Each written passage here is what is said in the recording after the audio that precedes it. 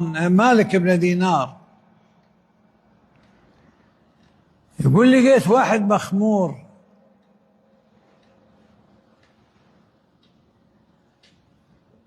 وهو واقع ماخذ بيه الخمر الأكشر ويسوي الله الله الله، فطرة مالته مسلم. اركض الإمام مالك وجيب الماء وظل يدك بحلقة ينظف به، هذا الخمر نجس. وشون الشخصية اللي يشرب نجس يعني؟ حل لكم الطيبات وحرمت عليكم الخبائث. خبيث.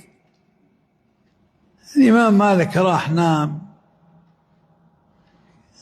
سوى المهمة مالته غيرة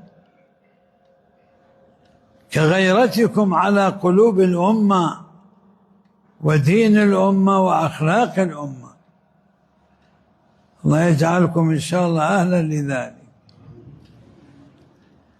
يقول الإمام مالك: فنمت فإذا المنادي يناديني قال: يا مالك طهرت فمه من أجلنا فطهرنا قلبه من أجلك. فهذا التنظيف صار مال وادم، صار من أهل الله. يريد يروح يبشره، قل له يعني أنت الآن على نور على خير، وهكذا كان النداء. طلق الباب، ما حد طلع. طلعت يمكن الإمام يافي يذكرها رضي الله عنه. طلع جار هذا الرجل قال: والله يا سيدي هذا بعد منتصف الليل. طوى الفراش ومشى.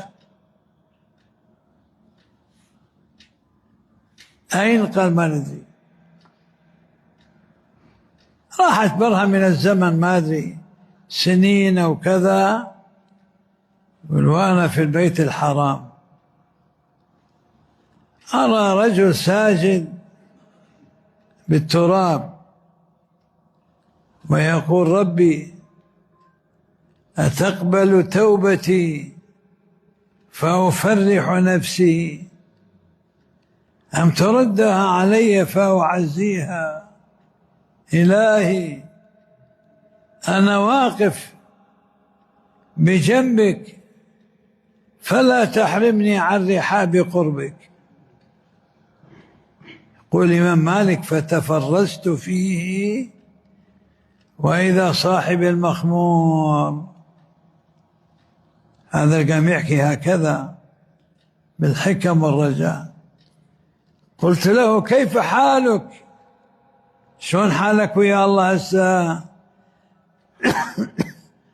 قال: يا إمام إن الذي هداني أخبرك بحالي وأنت نائم، فقال: طهرت فمه من أجلنا فطهرنا قلبه من أجلك.